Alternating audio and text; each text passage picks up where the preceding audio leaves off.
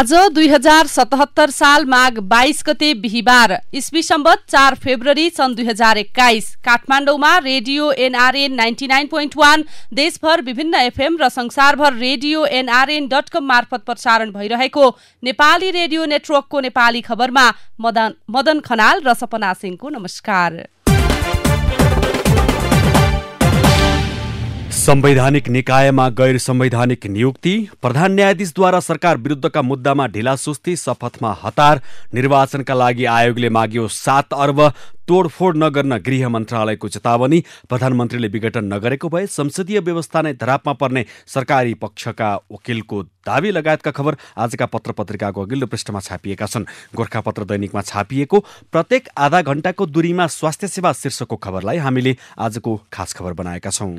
बागलुङको बरेङ गाउँपालिकाले प्रत्येक आधा घण्टाको दूरीमा नागरिकलाई आधारभूत स्वास्थ्य सेवा प्रवाह गर्न थालेको छ। जनघनत्व बढी भएको तर स्वास्थ्य सेवाको पहुँच नभएको ओडाको ठाउँ ठाउँमा आन्तरिक स्रोतबाट खर्च व्यवस्थापन गर्दै सामुदायिक स्वास्थ्य एकाइ थप गरेर स्वास्थ्य सेवालाई पहुँचयोग्य बनाइएको हो। प्रत्येक ओडामा नेपाल सरकारले विगतमा स्थापना गरेको स्वास्थ्य चौकी रहे पनि स्वास्थ्य सेवा लिन नागरिकलाई दिनभर हिँड्नुपर्ने बाध्यता भएपछि 4 वटा ओडामा 5 वटा स्वास्थ्य एकाइ थप गरेर स्वास्थ्य सेवा विस्तार गरेको स्वास्थ्य शाखा प्रमुख पदम पुनले जानकारी दिनुभएको छ। गाउँपालिकाले वडा नम्बर 1 धुल्लु बासकोटको लुगरुङ र गण्डेल, वडा नम्बर 2 हुग्दी सिरको बराहाकोट, वडा नम्बर 3 बाटाका चौरको सागदी, वडा नम्बर 4 सल्यानको थपलुङमा सामुदायिक स्वास्थ्य इकाइको स्थापना गरेको छ। प्रत्येक स्वास्थ्य इकाइमा एकजना अनमी र एकजना अहिबको दरबन्दी कायम गरी जनशक्ति व्यवस्थापन गरेको शाखा प्रमुख पुनको भनाइ छ। नागरिकलाई सुलभ स्वास्थ्य सेवा पहुँचयोग्य बनाउन गाउँपालिकाले आन्तरिक स्रोतबाट औषधि तथा जनशक्ति व्यवस्थापन गरेको गाउँपालिकाका अध्यक्ष कृष्ण प्रसाद शर्माले बताउनु भएको छ। नेपाली खबरमा अब पहिलो पृष्ठका खबर। आजका सबैजसो पत्र पत्रिकाले संवैधानिक आयोगमा भएको नियुक्ति र शपथको विषयलाई प्राथमिकताका साथ उठाएका छन्। हिमालय टाइम्सले संवैधानिक आयोगका रिक्त पदमा नवनियुक्तद्वारा शपथ ग्रहण असंवैधानिक कदम भन्दै दल र कानुनविदहरूको आपत्ति शीर्षकमा खबर छ भने राजधानी दैनिकले लामो समयपछि पायो संवैधानिक आयोगले पूर्णता, त्यसैगरी अन्नपूर्ण पोस्टले बल्ल संवैधानिक नियुक्ति शीर्षक दिएर खबर छापेका छन्। कान्तिपुर दैनिकमा मुद्दामा ढिलासुस्ती, शपथमा हतारो शीर्षकको आलोचनात्मक खबर छ भने नयाँ पत्रिका दैनिकले पनि संवैधानिक निकायमा गैर संवैधानिक नियुक्ति शीर्षक दिएर मुख्य खबर छापेको छ। हामीले नयाँ पत्रिका दैनिकको खबरलाई लिँदैछौँ। संसदीय सुनवाई बिना नै 11 संवैधानिक आयोगका 32 पदाधिकारीको शपथ भएको छ। गैर संवैधानिक नियुक्तिका आधारमा हुने शपथ रोक्न भन्दै सर्वोच्चमा पेश भएको रेटमा बहस हुनु अघि बुधबार बिहान शपथ सम्पन्न भएको छ। संवैधानिक परिषदले सिफारिस गर्ने, संसदीय सुनवाई समितिले अनुमोदन गर्ने र राष्ट्रपतिले नियुक्ति गर्ने संवैधानिक व्यवस्था छ, तर संसदीय सुनवाई समितिमा प्रस्ताव प्रस्तुत नै नगरी शपथ भएको छ। संवैधानिक आयोगहरूमा गैर संवैधानिक नियुक्ति भएको दाबीसहित शपथ रोक्न वरिष्ठ अधिवक्ता दिनेश त्रिपाठीले मंगलबार नै सर्वोच्च अदालतमा रिट निवेदन पेश गरेका थिए, तर रिट बुधबार मात्र दर्ता गरिएको छ। रिट दर्ता गर्नु अघि बिहान शपथ सम्पन्न गरिएको छ। गैर संवैधानिक रूपमा नियुक्त गरिएका पदाधिकारीलाई काम गर्न रोक्न माग गर्दै बुधबार रिट दर्ता भएको छ। अब शुक्रबार त्यसको सुनवाई हुँदैछ। त्रिपाठीले भने सिफारिस नै संविधान विपरीत भएको र संसदीय सुनवाई समेत नभएकाले त्यस्तो नियुक्ति पाएका पदाधिकारीलाई जिम्मेवारीबाट अलग गर्नुपर्ने रिट निवेदकको दाबी छ। शपथमा नगएका रामकृष्ण तिमिल सिन्हा भन्छन् अहिलेको परिस्थिति नियुक्तिका लागि उपयुक्त होइन, त्यसैले अस्वीकार गरे। अध्यादेश मार्फत ऐन संशोधन गरेर 30 मङ्सिरमा बसेको संवैधानिक परिषदको बैठकले 38 पदमा नियुक्त गरेको थियो, जसमध्ये 32लाई नियुक्त गरिएको छ। केहीले नियुक्ति अस्वीकार गरेका छन् भने केही प्राविधिक कारण भन्दै शपथ ग्रहणमा उपस्थित भएनन्। नियुक्त सिफारिस भएका मध्ये 2 जनाले सुरुमै बहिष्कार गरेका थिए। समावेशी आयोगको सदस्यमा सिफारिस भएका रामकृष्ण तिमिल सिन्हा र दलित आयोगको सदस्यमा सिफारिस भएका परशुराम रम्तेले नियुक्ति अस्वीकार गरेका हुन्। यता आफूभन्दा कनिष्ठलाई प्रमुख आयुक्तमा नियुक्त गरिएपछि अख्तियार दुरुपयोग अनुसन्धान आयोगका कार्यवाहक प्रमुख आयुक्त डाक्टर गणेशराज जोशीले राजीनामा दिएका छन्। उनको राजीनामा बुधबार नै राष्ट्रपति विद्यादेवी भण्डारीले स्वीकृत पनि गरेका छन्। यता विभिन्न दलहरूले विरोध पनि गरेका छन्। नारायण काजी श्रेष्ठ भन्नुहुन्छ नेकपाका प्रवक्ता सरकार आफैले प्रतिनिधि सभा विघटन गर्ने असंवैधानिक कदम चालेर संसदीय सुनवाई समिति सुचारू हुन नसक्ने स्थिति उत्पन्न भएको वर्तमान अवस्थाका कारणले सभामुखले सुनवाई हुन नसक्ने जानकारी गराउँदै संवैधानिक परिषदमा फाइल फिर्ता पठाएको तथ्य पनि सबैलाई ज्ञात नै छ। यति हुँदाहुँदै पनि शपथ ग्रहण गराउनु भनेको निरङ्कुश जोर जबरजस्ती र निर्लज्जताको पराकाष्ठा हो। यसैगरी काङ्ग्रेसका वरिष्ठ नेता रामचन्द्र पौडेल पनि ओली सरकारले संविधान विपरीत अध्यादेश ल्याएर संसदीय सुनवाईलाई समेत छलेर गरिएका संवैधानिक नियुक्तिहरू घोर आपत्तिजनक मात्र होइन, लोकतान्त्रिक मूल्य मान्यता विपरीत छन् भनेर प्रतिक्रिया दिनुहुन्छ। यसै गरी जसपाका नेता डम्बर खतिवडा पनि संवैधानिक परिषदको गणपूरक संख्या नपुगेको, प्रतिपक्षी दलको नेता तथा सभामुख अनुपस्थित रहेको, प्रधान न्यायाधीशको समेत सहमति नरहेको बैठकबाट महत्त्वपूर्ण संवैधानिक पदमा सिफारिस गर्ने संसदीय सुनवाईको प्रावधानलाई मिच्दै नियुक्ति दिने र पदस्थापन गर्ने गराउने कार्य सर्वथा असंवैधानिक, अवाञ्छित र गैर कानुनी हो भनेर प्रतिक्रिया दिनुभएको छ। यता मुद्दामा ढिलासुस्ती, शपथमा हतारो शीर्षकमा आजको कान्तिपुर दैनिकको अघिल्लो पृष्ठमा खबर छ। प्रधान न्यायाधीश चोलेन्द्र शमशेर जबराले आफ्नै नेतृत्वको संवैधानिक इजलासमा 2 मुद्दा विचाराधीन रहेको अवस्थामा संवैधानिक निकायका 32 पदाधिकारीलाई शपथ ग्रहण गराउनु भएको छ। संवैधानिक परिषदको बैठकमा उपस्थित नहुने सन्देश मंगलबार साँझ पठाएका प्रधान न्यायाधीश जबराले भोलिपल्ट बिहानै उनीहरूलाई शपथ गराउनु भएको हो। सिफारिसबारे चौतर्फी प्रश्न उठिरहेका बेला संवैधानिक परिषद सचिवालयको पत्रका आधारमा राष्ट्रपति विद्यादेवी भण्डारीले उनीहरूलाई बुधबारै नियुक्त गर्नुभएको थियो। संवैधानिक परिषद सम्बन्धी अध्यादेश, संघीय संसदको संयुक्त बैठक र समिति कार्य सञ्चालन नियमावली खारेजीको माग राखी दर्ता गरिएका 2 निवेदन सर्वोच्च अदालतमा जबराकै नेतृत्वको संवैधानिक इजलासमा विचाराधीन अवस्थामा छन्। यी 2 विषय अहिलेको संवैधानिक पदाधिकारी नियुक्तिसँग प्रत्यक्ष सरोकार राख्ने विवाद हुन्। सम्बन्धित मुद्दा अदालतमा विचाराधीन भएको अवस्थामा प्रधान न्यायाधीश शपथ गराउन जानु गलत भएको वरिष्ठ अधिवक्ता श्री हरि अर्यालले बताउनु भएको छ। सर्वोच्च अदालतमा त्यही मुद्दा आफ्नै नेतृत्वको इजलासले हेर्नुपर्ने, त्यसैबारे बहस सुन्ने भएपछि आज गरेको काम गैर जिम्मेदारीपूर्ण भयो उहाँले भन्नुभएको छ। उहाँले कि मुद्दा हेर्नु हुँदैन, हेरेको भए जानु हुँदैन थियो, यो विषयमा इजलासमै प्रश्न उठाए उहाँको धरातल र निर्णय गर्ने क्षमता कहाँ पुग्छ। देशको प्रमुख न्यायकर्ताले यस्ता आचरण गरेपछि जनता न्याय खोज्न कहाँ जाने। संवैधानिक इजलासमा अनिवार्य पेश हुनुपर्ने मुद्दामा प्रधान न्यायाधीश जबरा अलग हुन नमिल्ने संवैधानिक बाध्यता रहेको छ। शपथ गराउने तर मुद्दाको पेशी नतोकिने हुँदा जानी बुझी पो हो कि भन्ने आशंकालाई बल पुर्याएको, त्यसरी हतारिएर नगएको भए पनि हुन्थ्यो, पूर्व न्यायाधीश गौरी बहादुर कार्कीले भन्नुभएको छ। यस्तै यता नयाँ पत्रिका दैनिकमा सरकार पक्षका वकिल भन्छन् प्रधानमन्त्रीले विघटन नगरेको भए संसदीय व्यवस्था नै धरापमा पर्ने रहेछ शीर्षकमा अघिल्लो पृष्ठमा खबर छापिएको छ। प्रतिनिधि सभा विघटन विरुद्ध परेका रिटमाथि संवैधानिक इजलासमा भइरहेको बहसमा सरकार पक्षका वकिलले प्रधानमन्त्री केपी ओलीले गरेको विघटनबाट संसदीय व्यवस्था जोगिएको तर्क गरेका छन्। बुधबार प्रधानमन्त्रीका तर्फबाट उनका निजी वकिल सुशील पन्त र नायब महान्यायाधिवक्ता पद्मप्रसाद पाण्डेले बहस गरेका थिए। प्रधानमन्त्रीले जे काम गर्नुभएको रहेछ, जसरी प्रतिनिधि सभा विघटन गर्नुभएको रहेछ त्यो वास्तवमा बिल्कुल ठिक रहेछ। विघटनपछि आफूले संविधानको सूक्ष्म अध्ययन गरेको बताउँदै पाण्डेले इजलास समक्ष भने यदि त्यो नगरेको भए संसदीय व्यवस्था नै धरापमा पर्ने अवस्था रहेछ, दिगो शान्ति पनि खलबलिने अवस्था रहेछ। संविधानको धारा 76, 85 र 74ले प्रधानमन्त्रीलाई विघटनको अन्तर्निहित अधिकार दिएको उनको दाबी छ। देशमा संसदको भन्दा सरकारको स्थिरता आवश्यक रहेको जिकिर पनि नायब महान्यायाधिवक्ता पाण्डेको छ। स्थायित्व 2 किसिमको हुन्छ, संसदको र सरकारको दुवैको स्थायित्व जरुरी हुन्छ उनको भनाइ थियो। तर सरकारको स्थायित्व रोज्ने कि संसदको भनेर दुविधा भयो भने हामीले सरकारको स्थायित्व रोज्ने हो, संसदको होइन। प्रधानमन्त्रीले विघटन गरेको भए संसदीय व्यवस्था नै धरापमा पर्नेछ, इजलासमा सरकारी पक्षका वकिलको दावी।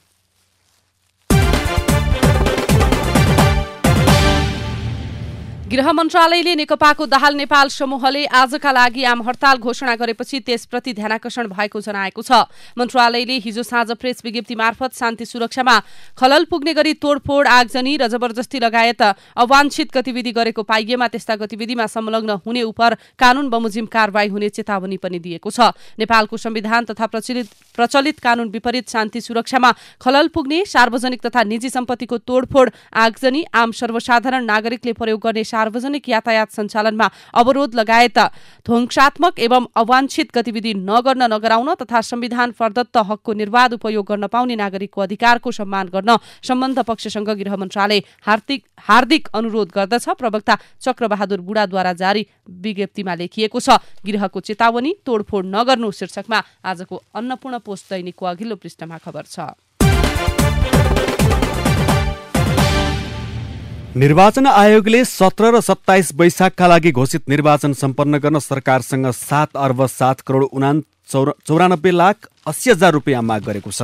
आयोगले बुधबार अर्थ मन्त्रालयमा पत्राचार गर्दै 2 चरणमा सम्पन्न हुने प्रतिनिधि सभा निर्वाचनका लागि 7,07,94,80,000 रुपियाँ खर्च माग गरेको हो। आयोगका प्रमुख आयुक्त दिनेश थपलियाले सकेसम्म कम खर्चमा मितव्ययी तरिकाबाट निर्वाचन सम्पन्न गर्ने गरी आयोगले खर्च माग गरेको बताए। सकेसम्म कम खर्चमा निर्वाचन सम्पन्न गर्ने गरी आयोगले खर्च माग गरेको छ। पहिलेकै मतपेटिका लगायत विभिन्न उपकरण र सवारी साधनहरू मर्मत गरी प्रयोग गरिनेछ। प्रमुख आयुक्त थपलियाले भने मतपेटिका लगायत विभिन्न उपकरण र नयाँ सवारी साधन खरिद गर्ने छैनौं। निर्वाचनका लागि आयोगले माग्यो 7 अर्ब। राजधानी दैनिकमा खबर छ।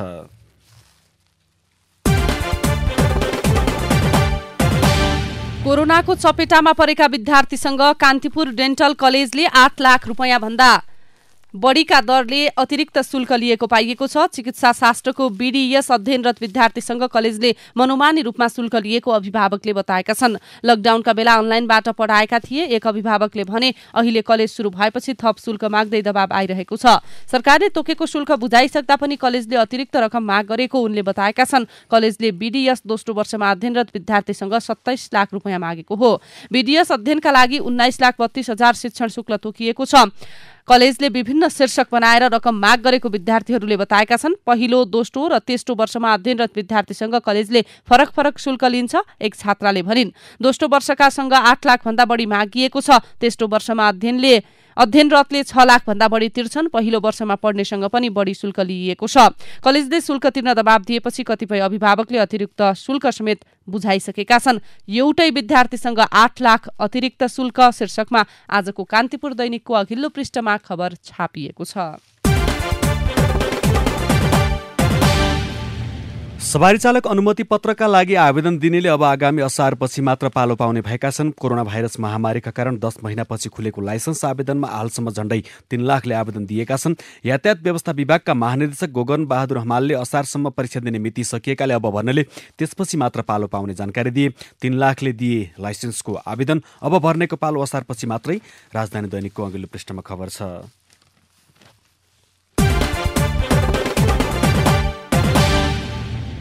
माइतीघरमा प्रत्येक दिन जसो प्रतिनिधि सभा पुनर्स्थापनाका पक्षमा विभिन्न दलले नाराबाजी गरिरहेका छन्। त्यही दक्षिण पूर्वी कुनामा 25 दिन यता प्रत्येक बिहान ब्यानर टाँगेर बसिरहेका छन् सुगम जङकेसी। बेवारिसे सबको पहिचान हाम्रो अभियान लेखिएको ब्यानर मुनि अन्य 2 साथीसँग बसेका सुगम त्यहीबाट जुलुस हेर्छन्, नारा सुन्छन् र हुल पत्रकार कुदेको देख्छन्। आन्दोलनमा आउने बिरलै कसैले मात्रै उनीसँग सोधखोज गर्छन्।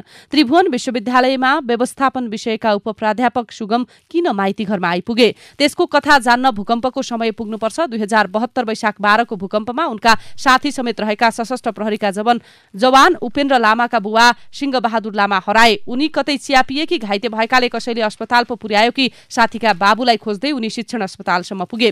भूकम्पको चौथो दिन उनको थाहा पाए। सुन्दरामा मृत अवस्थामा भेटिएका सिंह बहादुरलाई कसैले अस्पतालको शवगृहमा पुर्याएर राखिदिएछ। धन्न उनले समयमै शवको पहिचान गर्न सके र परिवारले आफ्नो संस्कार अनुसार अन्त्येष्टि गर्न पायो। उनीले जो बेवारिसे शवको पहिचान खोजिरहन्छन् शीर्षकमा आजको कान्तिपुर दैनिकको अघिल्लो पृष्ठमा खबर छापिएको छ। अदालतको अवहेलना सम्बन्धी मुद्दामा सर्वोच्च अदालतले नेकपा अध्यक्ष पुष्पकमल दाहाल प्रचण्डलाई लिखित जवाबसहित आफै उपस्थित हुन आदेश दिएको छ। न्यायाधीश डाक्टर मनोज कुमार शर्माको एकल इजलासले बाटोको म्याद बाहेक 1 हप्ताभित्र अदालतमा आफै उपस्थित हुन आदेश दिएको हो। उता राष्ट्रिय गौरवको आयोजना मेलम्ची खानेपानी आयोजनाको सुरुङको पुनः अध्ययन गरिने भएको छ। गत असारमा परीक्षणका लागि पानी हाल्दा दुर्घटना भएपछि पुनः पानी पठाएर परीक्षण गर्नका लागि विज्ञ टोलीले अध्ययन गर्ने भएको हो। यी दुवै खबरहरू हिमालय टाइम्सको अघिल्लो पृष्ठबाट। अब भित्री पृष्ठका खबरहरू। अख्तियार दुरुपयोग अनुसन्धान आयोगले दायर गरेका मध्ये इतिहासकै हाई प्रोफाइल मानिएको ललिता निवास जग्गा हिनामिना प्रकरणमा मुद्दा दायर भएको 1 वर्ष भएको छ। यो अवधिमा मुख्य आरोपीसहित 57 जना अझै अदालतमा उपस्थित भएका छैनन्। गत वर्ष 22 माघमा आयोगले 175 जना विरुद्ध विशेष अदालतमा मुद्दा दायर गरेको थियो, जसमध्ये 118 जना मात्र उपस्थित भएको विशेष अदालतका प्रवक्ता पुष्पराज पाण्डेले बताए। उपस्थित मध्ये 1 जना पूर्वपक्षका लागि थुनामा छन् भने 70 जना धरोटी बुझाएर छुटेका छन्। राजनीतिक दलहरू धमाधम सडकमा सभा गर्दैछन्। काठमाडौँको खुला मञ्च भने अतिक्रमणको चपेटामा परेको छ। नेपाली कांग्रेसले प्रतिगमन विरुद्ध सभा गर्न रत्नपारको शान्ति बाटिका छानेको छ। नेकपा प्रचण्ड दाहाल समूहले कहिले प्रदर्शनी मार्ग त कहिले माइतीघर मण्डलामा सभा गरिरहेको छ। नेकपाकै ओली समूहले चाहिँ शुक्रबार नारायणहिटी अगाडिको सडकमा आमसभाको कार्यक्रम राखेको छ। खुला मञ्च लगायत टुडीखेल क्षेत्र खाली गराउन अभियान चलाइरहेको अकुपाई टुडीखेलका संयोजक विजय श्रेष्ठ भन्छन्। चाह्यो भने एकैछिनमा खाली गर्न सकिने खुला मञ्चमा ध्यान दिइएको छैन। सभा समारोह गरून् तर हामीलाई अप्ठ्यारो पार्नु भएन। नेपाल उद्योग वाणिज्य महासंघ, नेपाल उद्योग परिसंघ र नेपाल चेम्बर अफ कमर्सले बन्द हडताल रोक्न आग्रह गरेका छन्। कोभिड-19 ले अर्थतन्त्र संकुचित बनाएकाले काम गर्ने वातावरण बनाइदिन उनीहरूले आग्रह गरेका हुन्। केन्द्रीय सरकारले कोरोना नियन्त्रण, रोकथाम तथा उपचारमा हालसम्म 9 अर्ब खर्च गरेको छ। नेपालमा कोरोना सुरु भएपछि गत आर्थिक वर्षको चैतदेखि साउन मसान्तसम्म 5 अर्ब 84 करोड 79 लाख खर्च गरेको थियो। त्यस्तै चालु आर्थिक वर्षको 6 महिनामा 2 अर्ब 75 करोड 88 लाख 82 हजार रुपैयाँ खर्च भएको छ। खाने तेल र निर्माण सामग्रीको मूल्य अचाकली बढेपछि वाणिज्य, आपूर्ति तथा उपभोक्ता हित संरक्षण विभागले अध्ययन सुरु गर्यो। 2 महिना लगाएर गरेको अध्ययनमा व्यवसायीकै पक्षमा निष्कर्ष निकालिएको छ। कच्चा पदार्थको मूल्य बढेकै कारण ती सामग्रीको मूल्य वृद्धि भएको विभागले ठहर गरेको छ। सामाजिक सुरक्षा कोषमा सूचीकृत रोजगारदाताले समयमै योगदान रकम नबुझाउँदा श्रमिकहरू विभिन्न सुविधाबाट वञ्चित हुने गरेका छन्। सामाजिक सुरक्षा ऐन 2074 अनुसार रोजगारदाताले महिना समाप्त भएको 15 दिनभित्र योगदान रकम कोषमा दाखिला गरिसक्नु पर्छ। कोषमा योगदान रकम जम्मा गर्न सुरु गरेका रोजगारदाता मध्ये करिब 40% निर्धारित समयमा योगदान रकम नबुझाउने गरेको पाइएको छ। भूकम्पले क्षति पुर्याएको 5 वर्ष पुगे पनि बागलुङमा भूकम्पबाट क्षतिग्रस्त निजी आवास पुनर्निर्माणले गति लिन सकेको छैन। सेवाग्राहीले समयमा काम नगर्दा पुनर्निर्माणले गति लिन नसकेको हो। राष्ट्रिय पुनर्निर्माण प्राधिकरण मार्फत यहाँ 68% निजी आवास मात्र पुनर्निर्माण भएका छन्। 2484 निजी आवास निर्माण गर्नुपर्ने प्राधिकरणले अझै 500 घर निर्माण गर्न बाँकी छ। बागलुङ जिल्लामा पुनर्निर्माणतर्फ 2482 र प्रबलीकरणतर्फ 171 गरी कुल 2653 लाभग्राही छन्। अब शेयर बजार खुलेको पहिलो सत्रमा दोहोरो अङ्कले उकालो लागेर 2500 बिन्दुमाथि पुगेको नेप्सी अन्तिममा भने ओह्रालो लागेर बन्द भएको छ। मंगलबार उच्च अङ्कले बढेको शेयर बजारमा बुधबार 6 अङ्कको ओह्रालो लागेको हो। कारोबार अवधिभर नै उतार चढाव देखिएको बजार अन्तिम समयमा भने अङ्कले ओह्रालो लागेर बन्द भएको हो। अब एउटा विदेशको खबर। कोरोना भाइरस संक्रमण रोकथाम विरुद्ध विश्वका विभिन्न देशमा अक्सफोर्ड एस्ट्राजेनेकाको भ्याक्सिन प्रयोग भइरहेको छ। यो भ्याक्सिनको नतिजा निकै राम्रो आएको भ्याक्सिन लगाएका देशहरूबाट प्रतिक्रिया आइरहेका छन्। यसैबीच बेलायतको स्वास्थ्य विभागका सचिव म्याट हानकोकले पनि भ्याक्सिनले उत्कृष्ट नतिजा निकालेको बताएका छन्। यो अहिलेसम्मकै उत्कृष्ट नतिजा र काम भन्नुपर्छ। म्याटले भनेका छन् कोरोना भाइरस संक्रमण न्यूनीकरण गर्न यो भ्याक्सिन प्रभावशाली रूपमा अघि बढिरहेको कम्पनीले पनि दावी गरेको छ। बेलायतले पहिलो चरणमा 9,60,000 नागरिकलाई यो भ्याक्सिन लगाएको थियो। अक्सफोर्ड एस्ट्राजेनेकाको खोपको प्रभाव 96% देखिएको छ। अब खेल र खेलाडीका खबर। विराटनगर महानगरपालिका टिमले महिला राष्ट्रिय लीग फुटबलमा बुधबार पहिलो अप्रत्याशित नतिजा निकालेको छ। टोलीले पुलिसलाई 1-0 ले स्तब्ध बनाएको हो। यो जितमा विराटनगरबाट पार्वती घलेले निर्णायक गोल गरिन्। खेलको 9औं मिनेटमा यो गोल सम्भव भएको हो। प्रतियोगिताका 3 विभागीय टिम मोपसलका प्रतिद्वन्दीसँग पराजित भएको यो पहिलो घटना हो। यस्तै एक स्थानीय तह एक खेल पूर्वाधारमा सरकारले नारा अनुसार युवा तथा खेलकुद मन्त्रालयले आर्थिक वर्ष 2077-78 का लागि थप 80 स्थानीय तह छनौट गरी बजेट विनियोजन गरेको छ। मन्त्रालयले अघिल्लो वर्ष 84 स्थानीय तहमा बजेट विनियोजन गरेको थियो। अब विचार विश्लेषण। सबैभन्दा पहिले सम्पादकीय। आजको कान्तिपुर दैनिक जबरजस्ती नियुक्तिले निम्त्याउने दुष्परिणाम शीर्षकमा आफ्नो सम्पादकीय लेख्छ। चर्चामा आए अनुसार अहिले जसरी भाग शान्तिमा यो नियुक्ति गरिएको छ त्यसले संवैधानिक अङ्गको मर्म, स्वायत्तता र कार्यशक्तिमाथि दीर्घकालीन प्रभाव पार्नेछ। संवैधानिक परिषद स्वयंको गरिमा तथा नैतिकतामाथि त औँला उठिनै सकेको छ।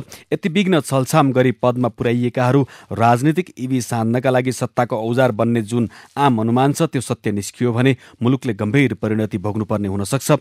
त्यसो त नवनियुक्त पदाधिकारीहरूले पेशागत मर्यादाभन्दा बाहिर गएर कुनै कदम नचाले पनि उनीहरूले गर्ने हर निर्णयमाथि आम आशंका रहिरहनेछ। यसले संवैधानिक अङ्गको छवि नै धुमिल हुनेछ। त्यसैले यस सम्बन्धी मुद्दाहरू विचाराधीन भएकाले संवैधानिक प्रावधान र संवैधानिक अङ्गको मर्म जोगाउने दायित्व अब सर्वोच्च अदालतको जिम्मेवारीमा छ। आशा गरौँ संविधान रक्षाका पक्षमा सर्वोच्च विवेकपूर्ण ढङ्गले उभिनेछ। यता आजको राजधानी दैनिकमा लोकतन्त्रको विकृतिमा देशको दुर्दशा शीर्षकमा डाक्टर देवी प्रसाद आचार्यको विचार छापिएको छ। अब हाम्रो मुलुकमा राजनीतिक परिवर्तनको कुनै ठाउँ छैन। राजनीतिक परिवर्तनका लागि जनताको त्याग, तपस्या र बलिदान गरिसकेका छन्। मुलुकमा गणतन्त्र आएको छ, लोकतन्त्र आएको छ। यी परिवर्तनहरू अहिलेसम्म आम नागरिकका लागि कागलाई बेल पाक्यो, हर्ष न विस्मात जस्तै भए तापनि लोकतन्त्रको विकल्प सुधारिएको लोकतन्त्र नै हो। तसर्थ राजनीतिक दलहरूले, विशेष गरेर दलका शीर्ष भनिने नेतागणहरूले नागरिकहरूलाई राजनीतिक शब्द जालमा फसाएर राज्यको सुविधामा हालिमुहाली मात्र गरिरहने कि आचरणमा परिवर्तन गर्ने, कार्यशैली बदल्ने भन्ने कुरामा सोच विचार पुर्याउनु आवश्यक छ। यता आजको कान्तिपुर दैनिकमा प्रमोद मिश्र लोकतन्त्रलाई नयाँ पुस्ताको भर शीर्षकमा आफ्नो मत लेख्नुहुन्छ। अगाडि लेखिएको छ, आजका नेपाली विक्रम सम्वत 1903 2017 का नेपाली रहेनन्। 2046 र 2062-63 का नेपालीले नै देखाइसकेका छन् यी कुनै पनि तानाशाहलाई फाल्ने औकात राख्छन् भनेर। यो नयाँ पुस्ता स्वतन्त्र, स्वच्छ र सम्पन्न भएर न्यायपूर्ण समाजमा बाँच्न चाहन्छ, किनभने यसले मलेसिया र खाडी मुलुकको दुःख भोगिसकेको छ। अमेरिका, युरोप र अस्ट्रेलिया पनि अनि आफ्नै मुलुकका विभिन्न संस्था र इन्टरनेट सञ्जालबाट शिक्षित भइसकेको छ। विश्वमा के भइरहेको छ यो जमातलाई थाहा छ। यसलाई ठग्न, कज्याउन सम्भव छैन। ओलीले सस्तो कटाक्षद्वारा हँसाउन खोज्दा यो जमातलाई रिस उठ्छ, किनभने यो लम्पट कार्यकर्ता हुन चाहँदैन। यसले नेतृत्व दिन खोजिरहेको छ। अहिलेको नागरिक आन्दोलन यसको सङ्केत हो। यस आन्दोलनका अगुवाले राजनीतिमा भाग नलिए पनि यसमा सहभागी युवाहरूको पुरै जीवन उनको अगाडि छ। यसै आन्दोलनले भविष्यका नेता पनि जन्माउँछ। लोकतन्त्र पक्षीय दलहरूले नागरिक समाजसँग मिलेर बाटो प्रशस्त मात्र गरिदिनुपर्छ। यसले भविष्यमा ओलीहरूलाई सदाका लागि सेलाइदिन्छ। हवस् त अहिलेको नेपाली खबर यति नै। नेपाली रेडियो नेटवर्कमा यसपछि पत्रकार ऋषि धमलाको साथमा नेपाली बहस सुन्न सक्नुहुनेछ। नेपाली रेडियो नेटवर्क सुन्दै गर्नुहोला।